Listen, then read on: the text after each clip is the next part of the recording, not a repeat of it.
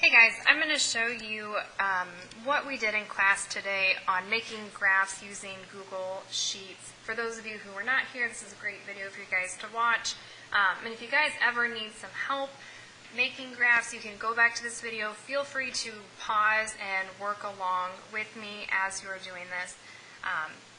We're going to start by making a line graph using Google Sheets. As you guys can see, I've already inserted my data table. Let me delete that number here.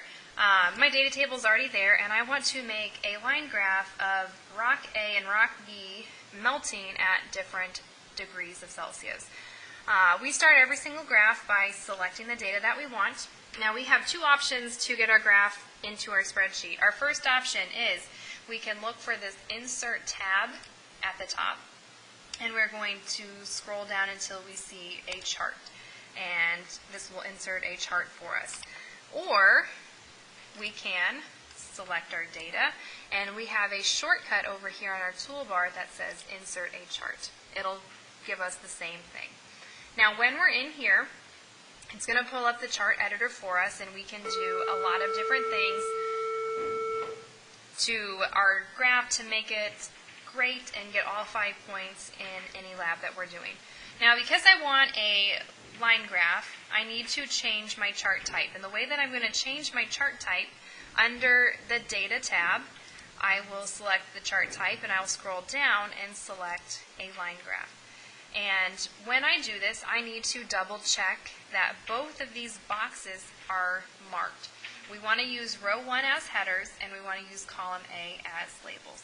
If it's not, we will see that we will get some interesting things, and it's trying to graph some stuff that we don't need, so we want to click both of these boxes to get a beautiful looking graph.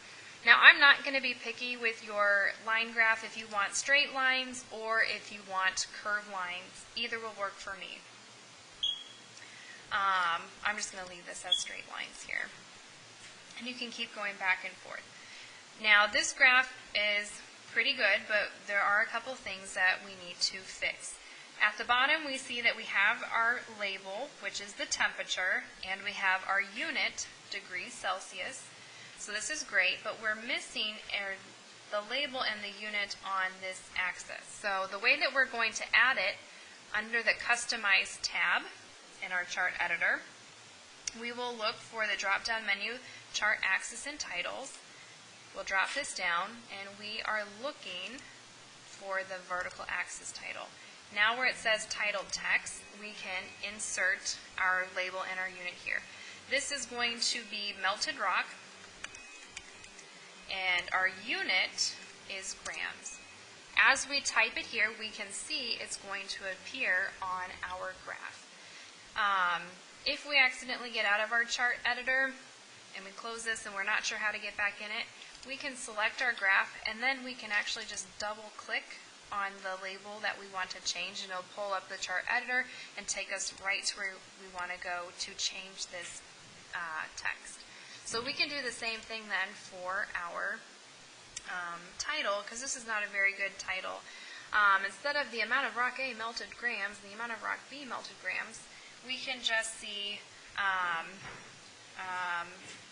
rocks melting at different temperatures.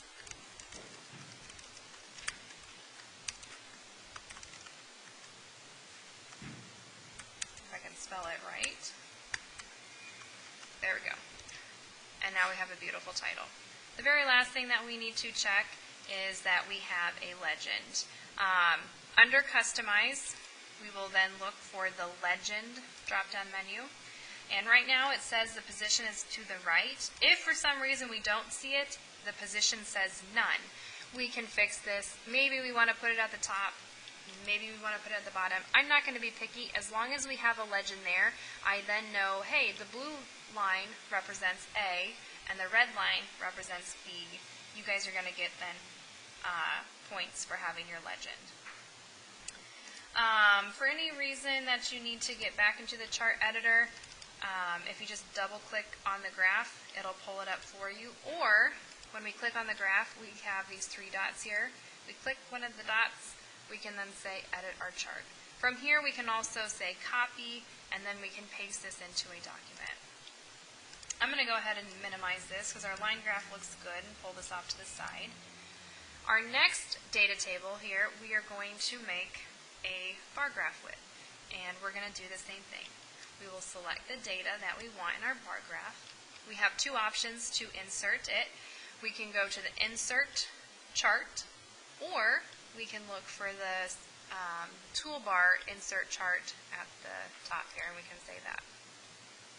And it's going to pull up a bar graph for us, and we will double check. We have both boxes checked. We're going to use our rows as headers and our columns as labels. If it pulls up something like this, I don't like the bar graphs to the side. I like the bar graphs up and down. So I am going to be picky about these. If for some reason they want to stack your data, I really do not like these. Please do not select this option. Just go with the first one. We're comparing oxygen to carbon dioxide. This is a better looking graph than any of the other four options. While it's a good looking graph, we still need to fix a couple of things. We need to fix the title, and we need to add a label again. We will do this the same way that we did the line graph. We can double click the title, and we can type it, or under our Customize tab, we will look for the chart axis and titles, drop down this menu, and make sure we select the chart title, and then here, this is where we can change our title. I'm just going to call this Dissolved Gases in Canton Lake. And we will see it changes here. We then need to add our label and our unit to our vertical axis. So still in the chart axis and titles, my drop-down menu, I will look for the vertical axis titles. The title text, we're going to call this Dissolved Gases. And I need a unit, and that is going to be in milligrams per liter. And now I have a great label. We can check, we have a label down here. This is my water depth, and my unit is liters. And I have a legend or a key. So I know that the blue line represents oxygen, and the red line represents carbon dioxide. Okay, great. We're going to exit out of this and minimize this one. Our very last type of graph that you might be asked to make, probably not in my class, but you may need to make a circle graph at some point. Very simple. We will do the exact same steps. We will select our data. We will look for the Insert Chart, or we can use that sticker at the toolbar to insert a chart. Now right away, Google's pretty smart. It sees the data and it gives us a pie chart. If for whatever reason this isn't selected and they have like a line graph or a bar graph, we can change the chart type and look for a pie graph. We have a title. If we wanted to change that, we can double click it and type in a new title. And we already have a legend. So if we're looking and we don't have a legend, under Customize, we'll look for the legend drop-down menu. If it's not labeled and it's missing, we can change the position and say, hey, put a legend on top. Or if you like the labeled look, it tells you what it is and then the percent of the whole that it's going to represent. Okay, so I'm going to minimize this as well. We're probably never going to need to make a circle graph, but it's just something good to know. Let's see, one other thing that we went over in class today, and I'm going to move this out of the way, is we practiced writing functions, and a function is just a calculation that the spreadsheet can do where you don't have to type in a bunch of numbers. And a couple of the functions that we found was an average. We found the smallest number in a data set. We found the largest number in a data set.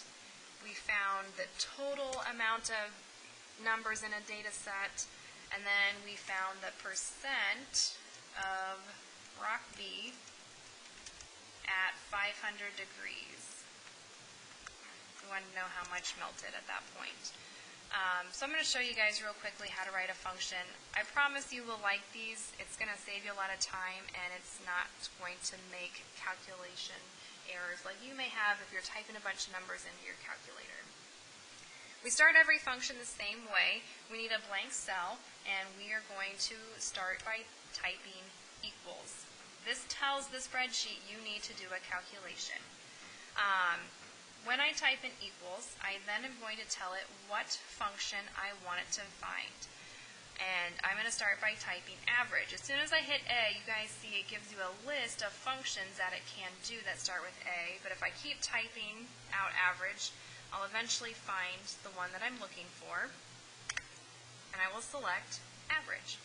Now I need to tell this sheet what I want it to take an average of. And I'm interested in what is the average amount of rock B that has melted, so I will select this data and hit enter. And it will give me this average.